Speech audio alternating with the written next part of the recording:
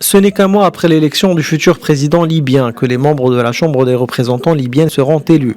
La raison de ce report des législatives, le caractère prioritaire du scrutin présidentiel selon le porte-parole du Parlement. Ce dernier a ajouté que cette décision s'explique par la volonté du Parlement selon laquelle le président de la République soit élu directement par le peuple.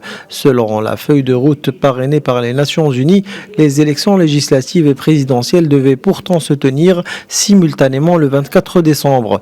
Lundi 4 octobre, le Parlement a adopté la loi régissant les élections législatives un peu plus de 3 semaines après la ratification d'un autre texte controversé encadrant le volet présidentiel du scrutin. Le Haut Conseil d'État, sorte de Sénat libyen, n'a pas encore réagi à cette annonce du Parlement. Il avait cependant rejeté la loi électorale adoptée lundi par le Parlement, affirmant ne pas avoir été consulté. Le Haut Conseil d'État s'était également opposé à celle régissant la présidentielle, la jugeant taillée sur mesure pour l'homme fort de l'Est, Khalifa Haftar.